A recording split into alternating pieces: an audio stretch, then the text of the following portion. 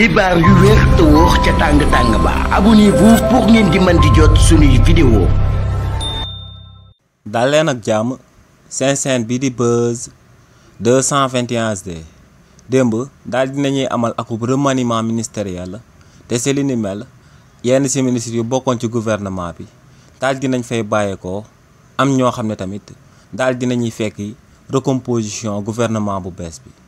ci ministres yi nga xam ne ñoom ñoo daal di bàyyeekoo ci gouvernement bi mun nañ cee daal di njëkk a lim kii di Abass Fall mi nga xam ne moom ci wàllu boppam moom moo démissionné ginnaaw bañ ko tabbee mu daal di nekk maire ca biir mairie ba ca Dakar. kooku di Abass Fall nag moom moo doon occupé poste ministre de l'emploi et de la formation professionnelle ci réewu Sénégal te ginnaaw ba mu bàyyeekoo ci poste boobee ku ko fa uutu du kenn ku dut Moustapha Ndiégue Sarré mi nga xam ne ministre porte-parole la woon. keneen ku daal di bàyyeekoo ci gouvernement bi du kenn ku dut Ousmane Diagne di ministre de la justice garde des sceaux. kookee di Ousmane Diagne nag ginnaaw ba mu bàyyeekoo ci poste boobee ñu ko taboon ku ko fa daal di wuutu du keneen ku dut Yacine Fall mi nga xam ne ci biir gouvernement bi la daal di bokk. waaye tamit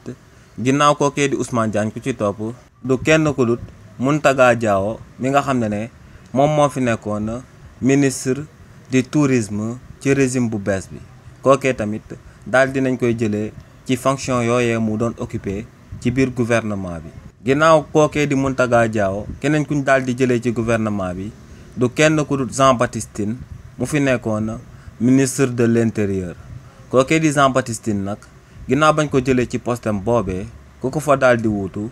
ku bees la koo xam ne dañ koy soog a daal di fal ci biir gouvernement bi te kookee du kenn ku dut maître Bamba Cissé mi nga xam ne bokkoon na ci pôle avocat wu Ousmane Sonko yi. donc kii di maître Bamba Cissé moom mooy actuel ministre de l'intérieur ci régime bu bees bi te kookee moom mooy personnage bu njëkk buy daal di door ci listu ñi nga xam ne dañ leen a daal di tab bu bees ci gouvernement bu bees bi. ginnaaw kookee di maître Bamba Cissé keneen ku ci topp du kenn ku dut Amadou Ba bu Pastef mi nga xam ne député la woon biir assemblée nationale. kii di Amadou Ba bu Pastef daal dinañ koy tabb ministre de la culture ci réewu Sénégal. waaye tamit ginnaaw kookee di Amadou Ba ku ci topp du kenn ku dut Déthié Fall mi nga xam ne depuis ba Ousmane Sonko di daan nekk ci opposition bi moo nekkoon ci wetam di ko fa doon jàppale bu baax a baax. donc kookee di Déthié Fall moom lañ daal di tabb daal di koy def ministre des infrastructures ci réewu Sénégal. waaye tamit ginnaaw kookee di Déthié Fall keneen ku ci daal di topp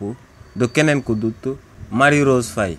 mi nga xam ne directrice générale la woon ci agence nationale bi ñu dippee l'ADPM te kookee daal dinañ koy tabb léegi ci gouvernement bi daal di koy def ministre chargé des relations chargé avec les institutions ak ministre porte-parole. waaye tamit ginnaaw kookee di Marie Rose Faye Cheikh Dieng moom moo ci daal di topp